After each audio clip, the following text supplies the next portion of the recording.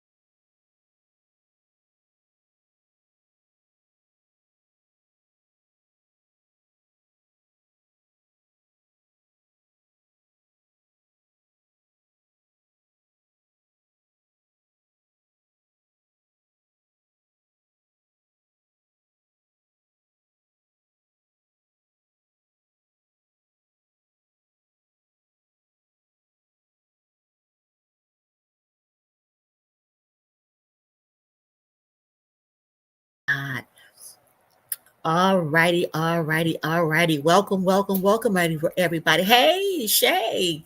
Good evening. Glad to have you tonight. Glad to have you tonight. We want to say thank you. And please, by all means, take a little time out and let folks know that we are on live now. Tonight is our caregiver support group. And our topic tonight, as some of you may have seen, is it safe for our children to go to school? Yeah, we're gonna have the conversation. Tonight is about educators and students returning to school and dealing with the things that we are facing in our world. Ignoring them, what we know is not making it any better. And so tonight we want to leave you with a space to express how you may be feeling, what may be coming up for you. A lot of what's going on is very triggering, right? It's triggering from personal experiences that we have had within our families, with our children, with our loved ones. And it's just triggering as we reflect over the years what has happened in our communities. And so I want to make sure that we have an opportunity to talk about it candidly. Not only talk about it candidly, I want to leave you with some tools that support you in your walk, in your feelings and emotions. So please, by all means, put your name in the chat, or at least let us know where you're checking in from. Okay. So thank you for joining us. We're going to do what we definitely need to do right now. And we're going to pause and take a few settling breaths and bring us into the moment, bring us into the right now. And so what I'm going to do is ask that you place your hands. There you go. Place them in your lap. Yes. Sit up straight. And we're going to take a deep inhale. And then we're going to hold. And on the count of 4, we're going to exhale. Thank you, Francine, Pomona, California, through the mouth. A regular, she's with us every week. We want to say thank you. Take another deep inhale. Hold. 2, 3, 4. Yeah. And as we know, the opportunity to take those deep inhales and exhales is fragile. Yes. It's fragile.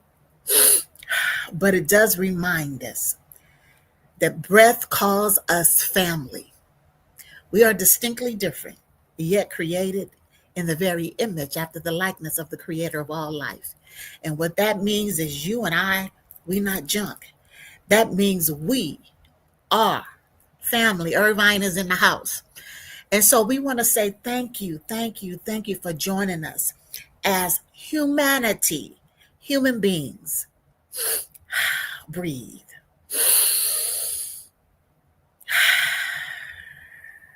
Yes, despite the differences, despite the feelings, despite whatever may come up, our breath brings us and centers us in. And it gives us an opportunity to be present in the now.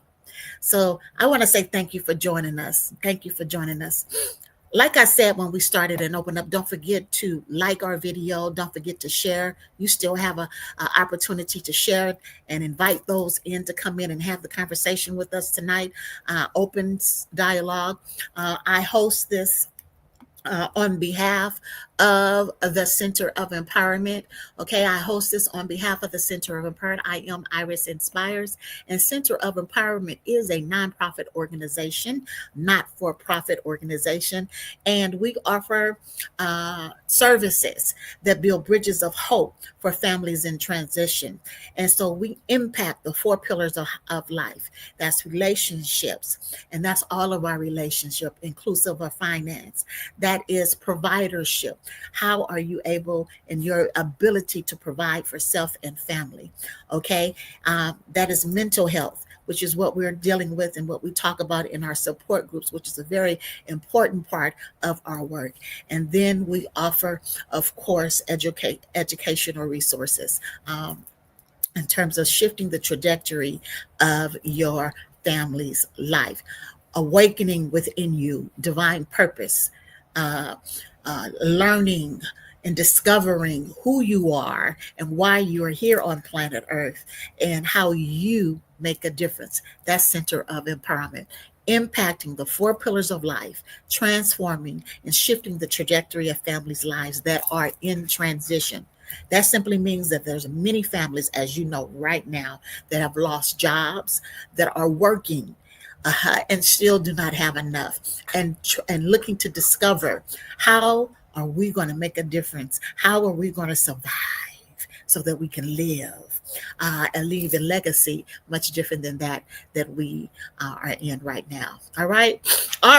Again, welcome. Who are we have on with us? I'm going to thank you. So tonight's topic is our caregiver support group, and it is our school safe?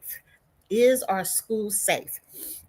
And of course, when we talk about is our school safe, we're talking about, the violence that we have been witnessing in our schools. There's been violence in the world, and we'll give space and opportunity to talk and deal with that as well. But we have shootings after shootings. Just yesterday in Denver, Colorado, there was a shooting that happened during the day while the shooting happened at the University of Utah. So there were two shootings that happened in school environments, educational environments, happened on yesterday. Not to mention over the last couple of weeks and over the last years, with an S, we have been witnessing an increase of gun violence in our schools. Tell me what you think about that. How does that make you feel, and what does that bring up for you? Because it's coming, it's up, it's happening in our primary care, uh, uh, uh, from kindergarten to what is it now, fifth, sixth grade. It's happening in middle school. It's happening in high school. It's happening on our college campuses. It is happening in the workplace. The violence is up on the road. And how do you feel? How does it make you feel in sending your child into an environment that you think is safe? And I want you to be honest. Put it in the chat that you think is safe. It may be a grandchild. It may be an extended family. It may be you that actually attend. You may be the student. You may be the educator. How is that making you feel as having a safe space to teach our children, to educate our children, so that we are able to leave them in a better place than what we receive them in the chat? Anybody want to answer that? Some of us are feeling empathy fatigue. We talked about that. One of the young ladies shared a beautiful post in our private Breeds community on Facebook, and it talked about empathy fatigue.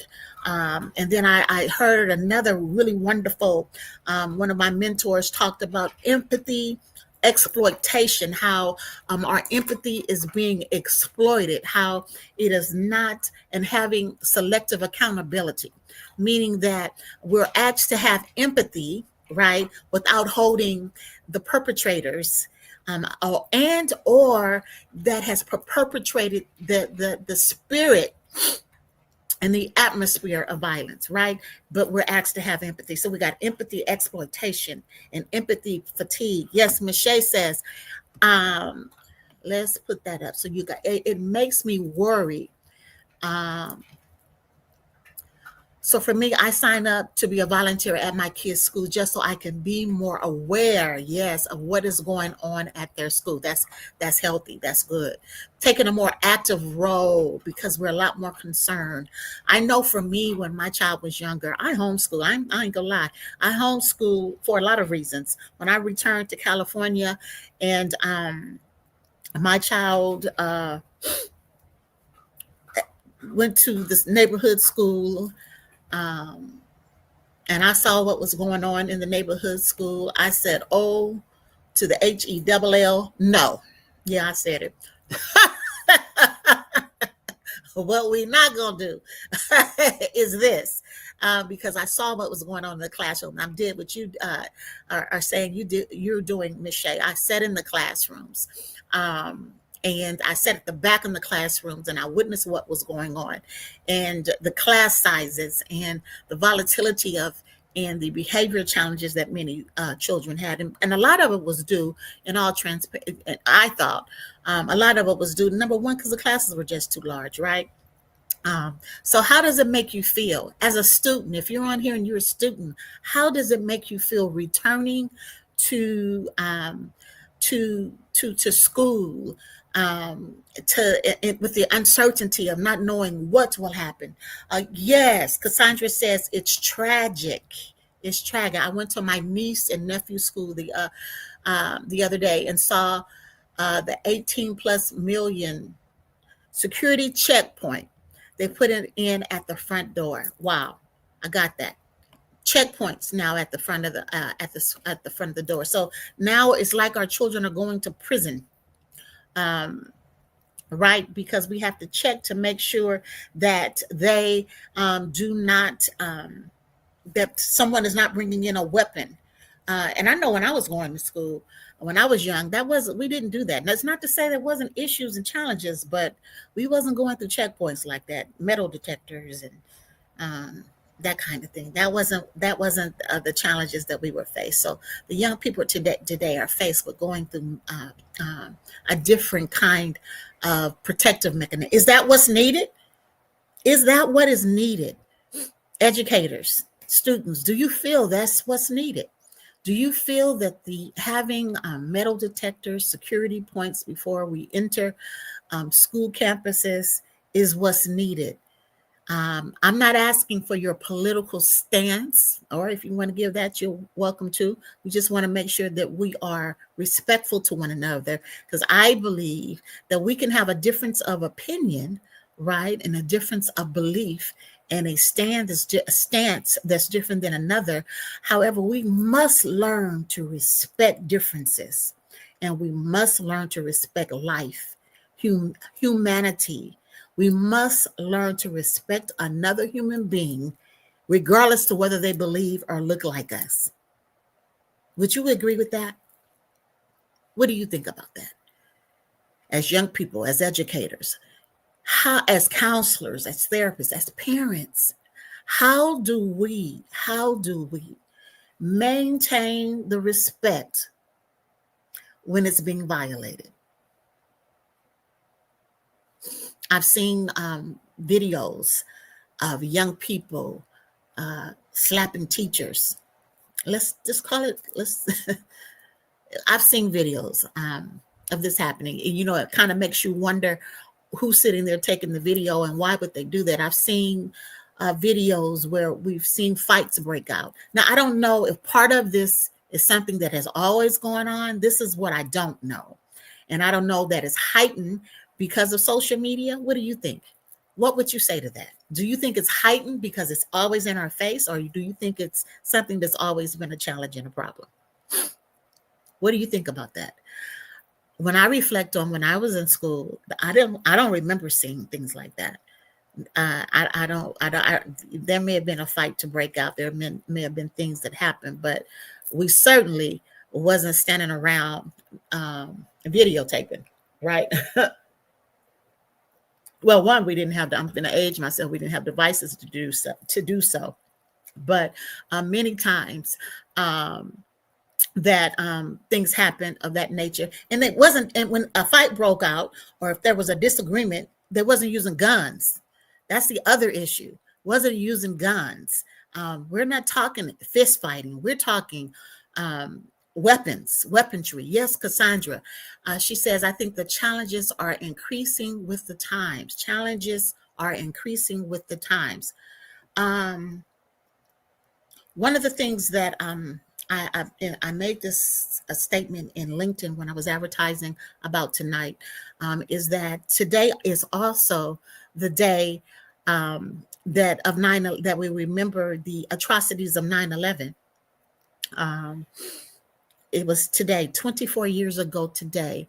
9/11 happened. It was something that happened in our country that we didn't believe. We said, I can remember sitting on the side of my bed thinking, when I saw it, when I woke up getting ready to go to work, is this real?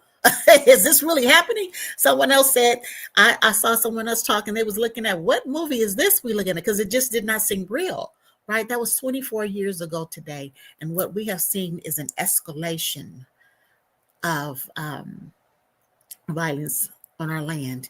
A combo, Cassandra, yes, it's a combo of social media, changes in family structures, changes in the school's care of staff, and more. Yes, and that's what we wanted to talk about tonight, is the awareness of how do we, in the midst of all this, as parents and educators, as adults, and we're finding that young people are not having the same type of what we call respect and reverence for elders and educators in the community. It's not the same as it was when we were younger, and that was not that very long ago. Yes, Ms. Shea says children being disrespectful to adults at the schools is because they are trying to be a show off. But I feel parents need to hold their children accountable and not overlook their behavior. Parents need to hold their children accountable and not overlook their behavior. That's a good one.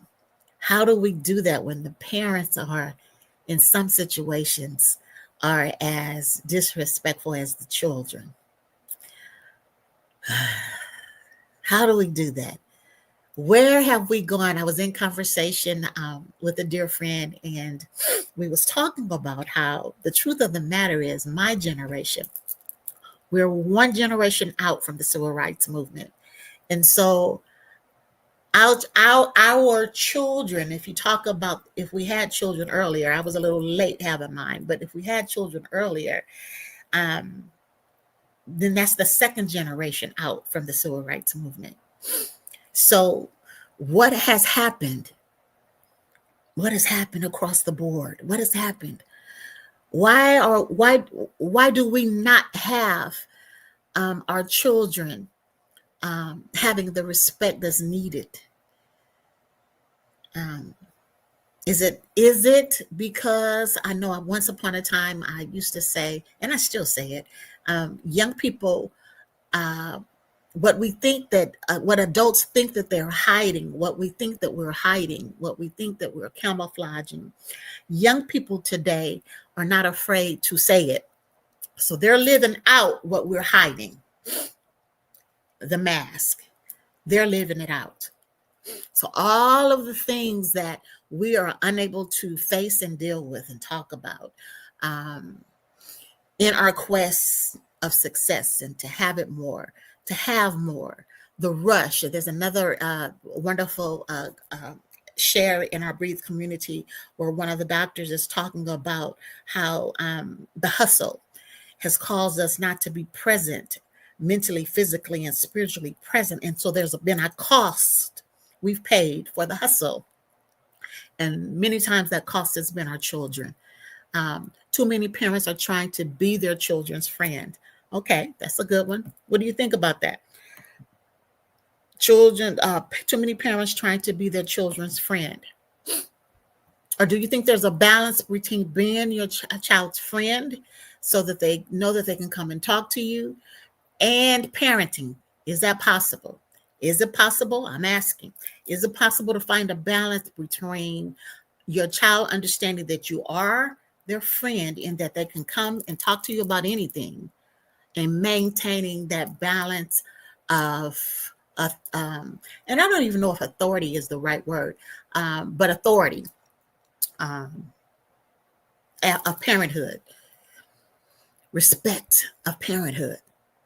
Yeah, yeah, yeah. But we was talking about how we're one generation out from the civil rights. Some of my parents, my grandparents. She was mentioning talking about how she remembers when Kennedy was shot and when Martin Luther King was shot. Now I don't remember that because I think he was shot the year. Well, I don't know. I think 2 years after I was born, 2 or 3 years after I was born. But the fact that it was within our generation. I was talking to my child, and his first president that he remembers is a Black president, was Barack Obama. So he knows Barack Obama, Biden, and the current. Barack Obama, the current, Biden, and the current. That's what he remembers. He sees his experiences of what's going on in our world, or what has happened in our world, has been based on what we say has been trauma within the last 8 years, in terms of when we look at the impact that things have been on us. So what do you say about that? Are we able to have that balance? And as Ms. Shea has said, being able to go into a classroom or go onto the school campus and participate in your child's education, and watch and see what's going on in the classroom with the educator. And as an educator, how do you maintain? How do you maintain? I know for a season, I was in the classrooms working with educators. And one of the things that I have noticed is that one is class size. That's one. And two is establishing the fear of establishing protocol, if you will, establishing what is acceptable and not acceptable. And I'm not sure where that's come from. But what would you say about that? What would you say about that? So with that said, we're going to talk about, I told you tonight that we were going to talk about the 3 C's, and this goes for educators and parents. So these are some of the things that we can put into place so we can start beginning to open the conversation up and minimizing the fear as we are faced with many challenges. Remember, what you don't talk about does not mean that it's not there. It does not mean that your child, that your young person, that your teenager, even you, is not being affected by it on a cellular, mental, and a cellular level, and a spiritual level. And so we have the 3 C's are: 1, curious; 2, to get concrete information; and 3, to be compassionate. And we're going to talk about what that means: curious, concrete, and compassionate, being compassionate. So what does it mean to be curious? Curious means we want to ask questions, be inquire, and open the conversation up, not with the yes no answers, but open the conversation up where we can have balanced conversations, right? You may not agree with everything that your child says. You may not agree with everything that is being communicated. But we have to be willing to have an open heart and ear to hear, to listen before giving. My son often says to me, he does not need a TED Talk. He doesn't need a TED Talk right now. And so what that means is he needs an ear. Many times what we need is an ear to listen, to hear. So you want to open the conversation up and just listen, hear, not with our judgment, not with our solutions, not with quick answers, but to hear, to show that you care. What do you think about that? How do you listen to show that you care? Acknowledge. You want to acknowledge what the person said. Acknowledge what the child said. Acknowledge what the educator said. Acknowledge what your parents say. I will often say, so I'm hearing you say XYZ. And when I see that whatever is being said, when I feel like I'm being disrespected, discounted, not hearing, not listening, you know what I have to do? I have to pause and do what? Yes, take a deep breath. I have to call myself, remember to take a deep breath. And to also remember not to take everything personal even though it's personal. Our children are very personal to us. We want to see success. We want to see them whole. We don't want them to walk in fear. We want them to get an education that's full, that's robust, that challenges thinking, that challenges them to see beyond the confinements of where they may be and the possibility of creating a world that does not look like today, but looks like peace. It looks like understanding differences, right? What you have to say about that? It said, let's see. Okay, most children don't have respect for their parents. So can you respect parents? So most parents don't have respect for children. Why do you think that's the case? Why do you think that we're not children and young people are not having respect for? That's a good point. Why do you think parents, children, young people are not having respect for their parents and educators? Why do you think that's the case?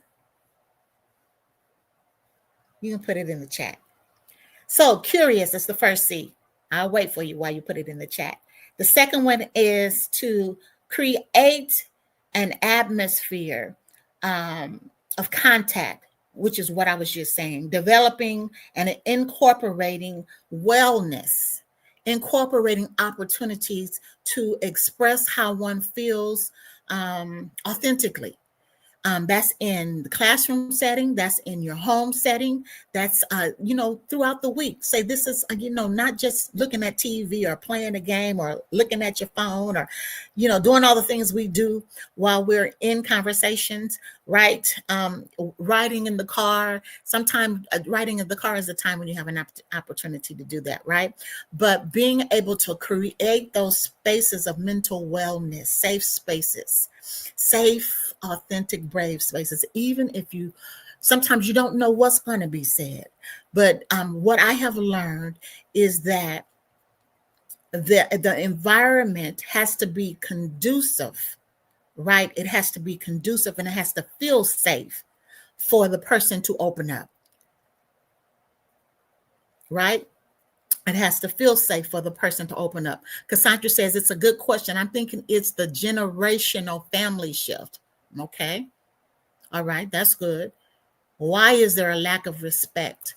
If there are any young people in the chat, you're welcome to put your comments in there too. She says that's a good question. There's a generational family shift. I think it's because they see contradiction. I personally think I consistently hear that the challenge that young people see is the contradiction in what an adult says and what the adult does. The contradiction is do as I say and not as I do.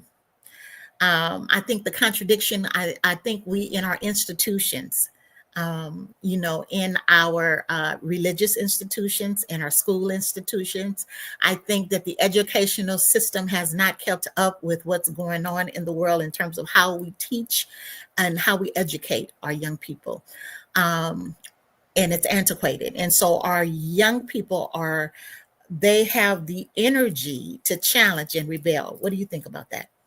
They have the energy to challenge and rebel. The question is, are we able to direct that because they want to be guided? They desire to be guided. And so, yes, there's generational family shift. I agree with that wholeheartedly. But I think the other part of it is the contradiction. And technology, right? Technology has opened the door where exposure is quicker and faster than anything we've ever experienced before in our life.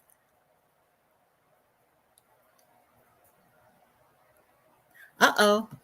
Well, Mr. Izzy J says, I feel like some parents lack accountability for their own actions as well and forget that their children are often a product of their environment.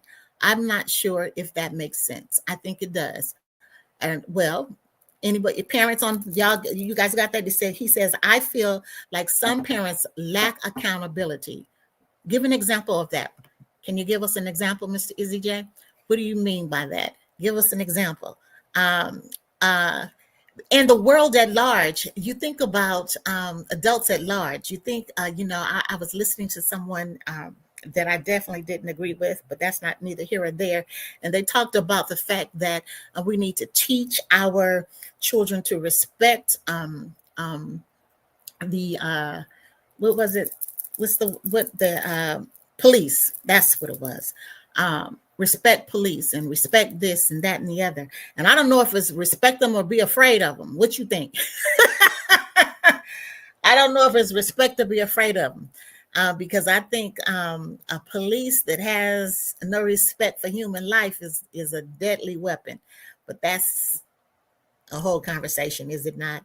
I think a government that does not have a respect for their people is a deadly weapon. So we have to make sure that we respect our citizens and our people. Are you putting in? You letting us know what you mean by that? Mr. Izzy, while he's doing that, let me go to the next one. The third C is compassionate. Stay compassionate. Remembering to be to thank your students, thank your educators.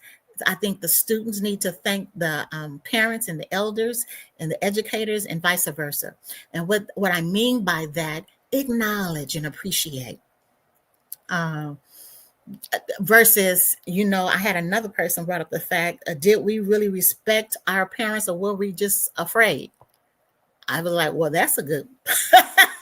Did we really respect and reverence what they were saying, or were we made to do it, and so we did it?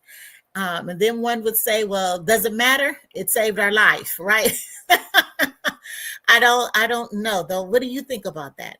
I think that when we have mutuality, and when we understand that each human being, even our children, have a path, and when we're blessed with the opportunity to have children, be it children that we birth into the world, be it children that we have adopted, be it children that have adopted us. It's an honor and a privilege to be the person that has been granted the opportunity to guide them into the discovery of who they are and whom they are to show up in this wonderful world that we live in. Okay, Mr. Izzy J says the concept of friendship. Here we go.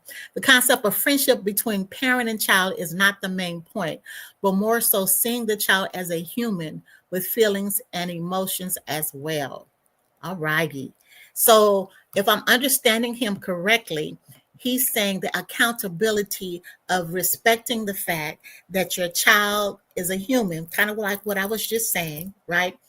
And that they have feelings as well.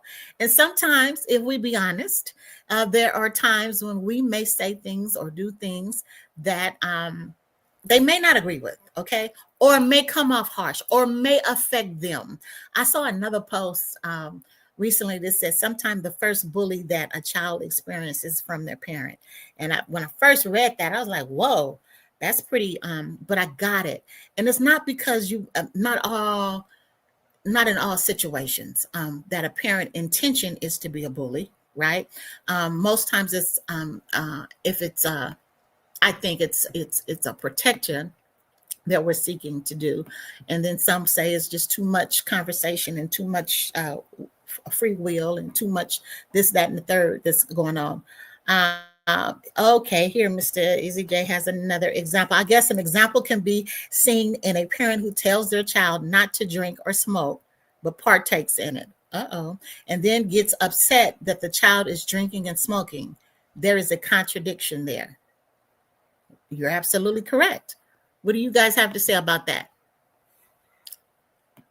What do you guys have to say about that? What do you guys have to say? Anybody has any comments on that? So the contradiction is one of the, when we were talking earlier, I said that some of the things that happens is that there is a contradiction. The child sees the contradiction in the adult. Um, and okay, here we go. This is good. Here we go.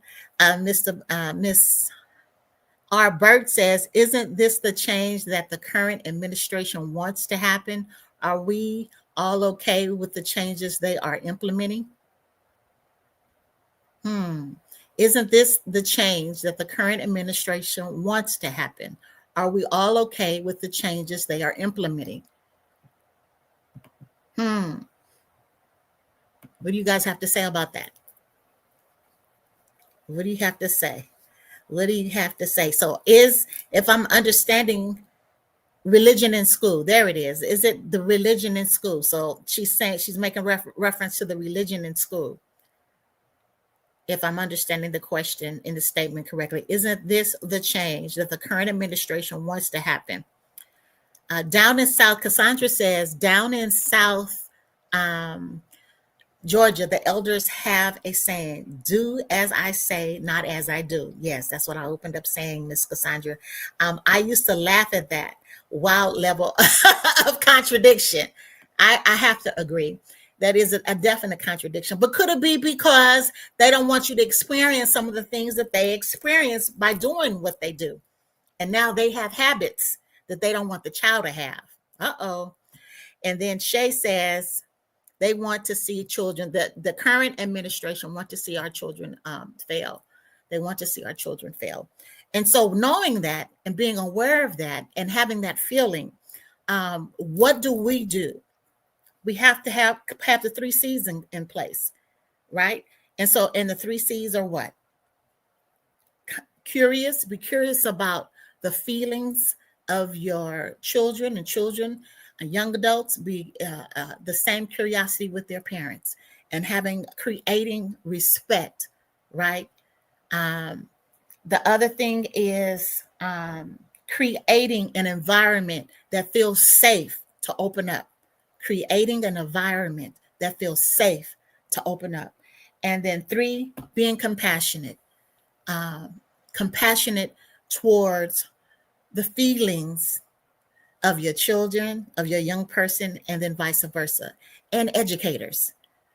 Educators are under attack as well. How do they educate in an environment where they don't have enough of anything, and it's just a numbers game? We just had Ms. Shea say it's because they don't want, they meaning the government, don't want our children to see our children to fail. And then Bert said the change of the current administration is that they want to have religion in the school. That's a whole nother beast. They want to have religion in the school, or is it a specific religion that they want to have in the school? That opens the conversation up to a whole nother discussion. Are you guys wanting to have that tonight?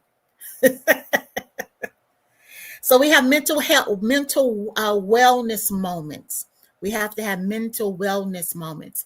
So in the discussion, I'm loving the discussion. I'm loving the comments. I'm loving the feedback.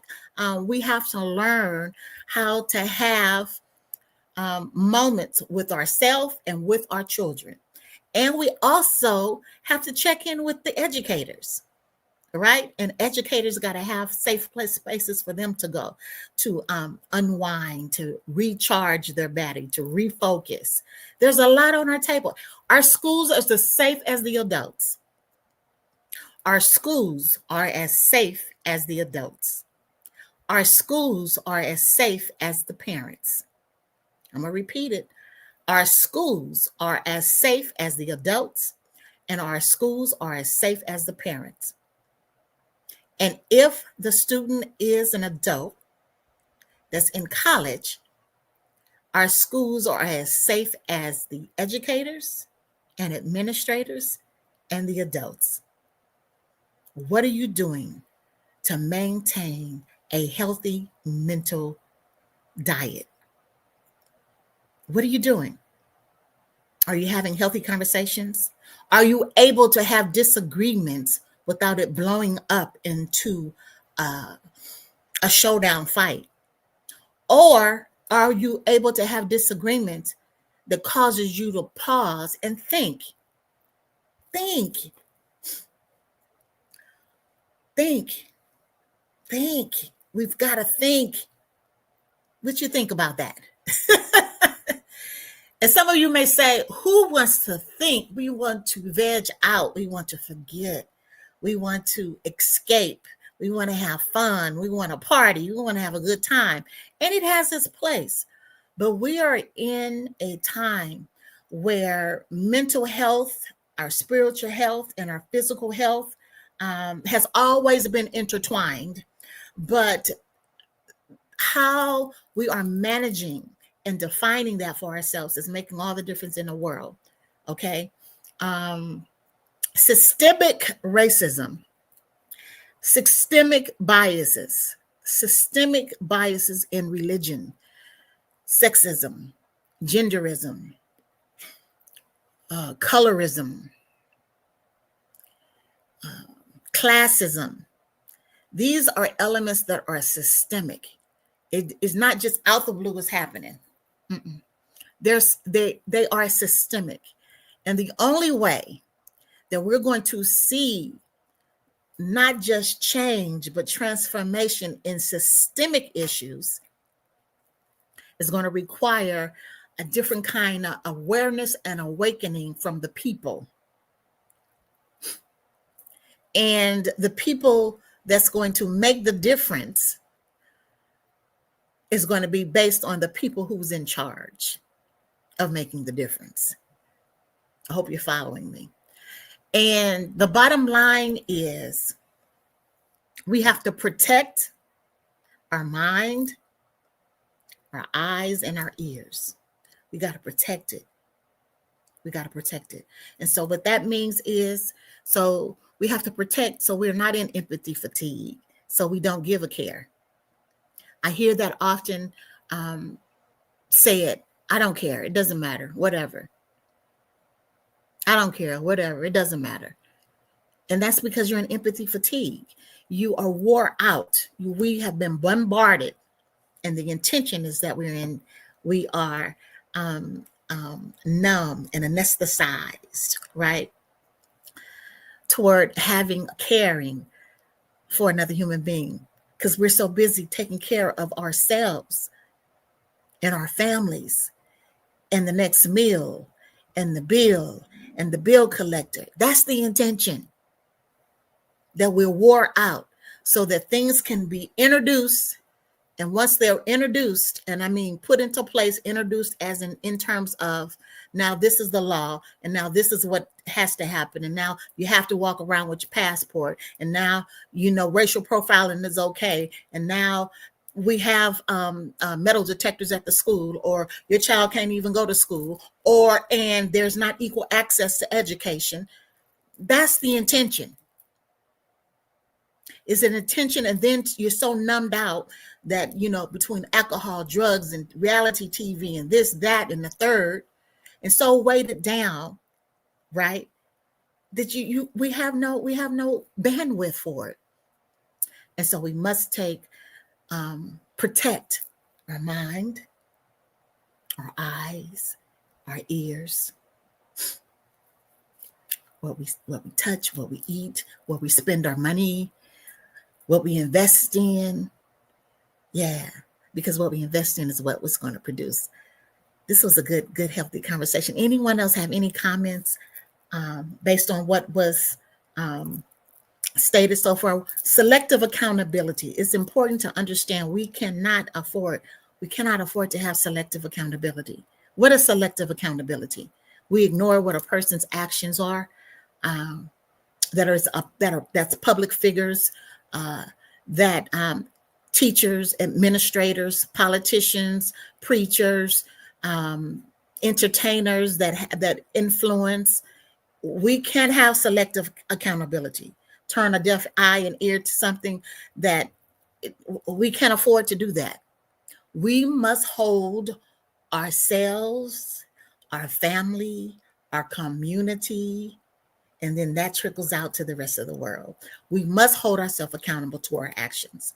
And when we recognize that we need to shift and change, that's what we do. We educate, we learn, we educate ourselves. All right? So, what you got to say about that? Any comments? Any comments in the chat? Any comments? All righty, here we go. So on Monday, you want to check your mood. When you wake up in the morning, when you exchange, when you come in from the day, check your mood. Turn on songs that uplift your spirit to get you going. Music, healthy music, okay? Not music telling you to, I don't know what some of this music is telling you to do, but healthy music, all right? Not humping and grinding. I know that feels good too, but healthy music.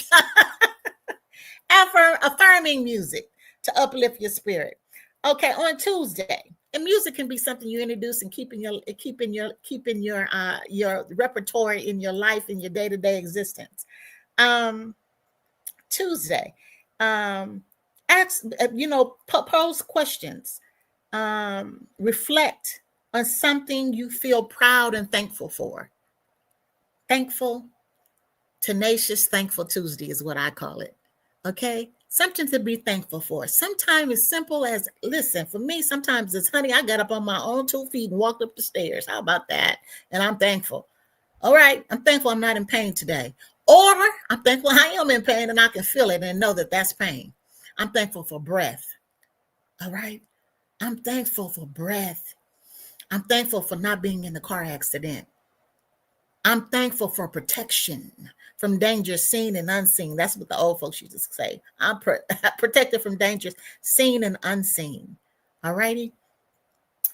On Wednesday, so I'm giving you a weekly wellness moments. Do a 10-minute stretch. I personally think 5 to 10 minutes every day. But if you want to start off with just within the week, do a stretch. Stretch it out. That feels good. Stretch. There's a stretch I do where you stretch out the whole part of your back and your leg, your back part, to stretch. Students, you can do that. You can do it if you're an educator. You can do it with your class. You can do it at home. You can do it in, if you're in college, you can do it in your room, in your dorm. Stretch. Make it a part of today. On Wednesdays, we stretch. We're going to stretch. Okay. So Monday, we make sure we play something to uplift our spirit. Although you may be a music person and listen to it all week. But Monday, you want to make sure you listen to it. Tuesday, you want to find something to be grateful for, right? I don't care what it is. You're going to be grateful. And on Wednesday, we're going to stretch. That feels so good for me right now. Stretch and breathe. But throughout the day, every day, you stretch and breathe, right? And then Thursday, we call it Throwback Thursday. All righty. Remembering a time you got through something. You overcame a stressful moment. Remember it. It's good to remember. Those are the good things to remember. Redefine your life. And so it helps you to kind of recenter yourself and say, whatever it is I'm feeling right now, be it having to take a test, be it having to go to a class you don't like, be it a difficult student you have to address, if you're an educator, parents, if it's you having to face some situations that you haven't told your family about yet, be it financial, be it health, all right? Remembering times in your past where you had difficulties and you got through it. You had to face it and you got through it. You had the conversation and you got through it. All right. You created a plan. Got the support system to help you get through that difficult. Remember that. So bring it to the forefront. Throwback Thursday. Bring it to the forefront. And remember, if I did it then, if I made it through that, I can make it through this. You see how that works? And remember, associate with people that has gotten through difficult times and ask them, how did you do it? How did you get through that? How did you manage that difficulty? All right. And then Friday, self-care Friday. Self-care Friday can look like, I say personally, sometimes it's just learning how to be still. And that can go into your weekend. So that was the Monday through Friday, Monday, Wednesday, Tuesday, Thursday, Friday. Okay, but self-care Friday, it could be reading a book, um, just learning to just paying attention to your body, what your body's asking for and what your body needs.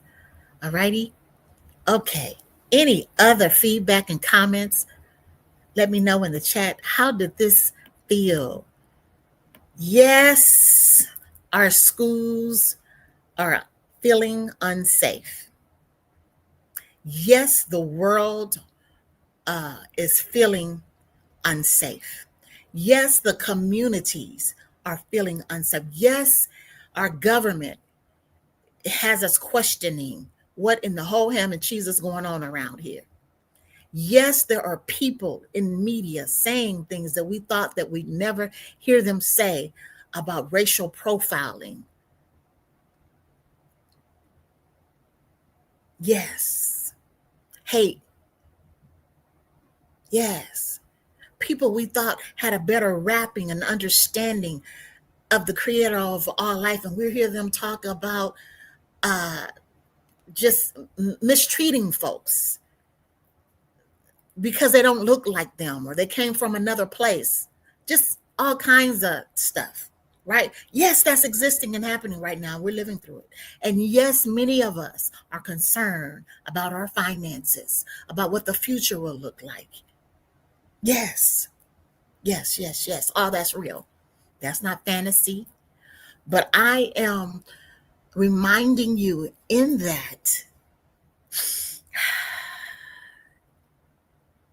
your awakened awareness offers you the opportunity to sit and stand in this moment, to see in the future and create it differently, to allow our children to see us differently, to demand by our actions how we are showing up in the world with our children, how we're communicating, how we are reminding them how important they are, and checking them, noticing that maybe they need a counselor. Maybe they're going through grief. They're going through sadness. They're afraid, just like you as an adult, right? And so, counseling, support systems such as this designed and designated for specific groups, allows you an opportunity, all right, to shift and transform the dynamics in your mind, your family, and then your family, your extension, your children, your nieces, your nephews, your brothers, your sisters, your aunts, your uncles, your mothers, your fathers, your grandparents. And then remember that we come from a long line of ancestors, those that have gone before us and withstood many difficulties. Did they do everything right? They did the best they could with what they have so that we may stand in this moment and create a future different than what exists right now, based on knowing that we come from a long line of overcomers. All righty. So I extend my heartfelt and warm uh, empathy to those that are feeling anxious right now. If you need additional one-on-one support, don't hesitate to reach out to me. I am available. And if not we have a whole list of counselors, coaches, and therapists that are available. Um, and so we are here for you. Thank you. Thank you. Thank you. Someone says this was so powerful. Thank you. Appreciate that. Thank you, Miss Shay. This was good. Yes. Because we want to see us, we want to get through this hole. Yeah. And we can do it. We can do it. We are here for you. I am here for you. And I appreciate you guys for coming in for the conversation. All righty. All righty. I've enjoyed the conversation too. Don't forget to check us out on social media platforms. Yes, we are there. We have healthy, safe spaces, personal one-on-one support groups, and one-on-ones that you can definitely. Oh, I didn't put this down here. Y'all, look what I did. Don't forget to like and share. Like and share. Where is it at? Here it is. If you enjoyed this, there it is. You're welcome. Excuse me, to donate. We have a 100% a donation. So you can write off on your taxes if you need a tax write-offs. We are 501c3 compliant, so you can do that.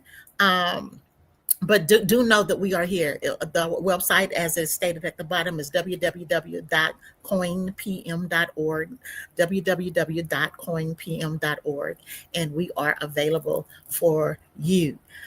Don't forget, if you get a copy of, oops, I just did not do the add to the stage. There we go. Of my latest book, Greatness is Your Journey.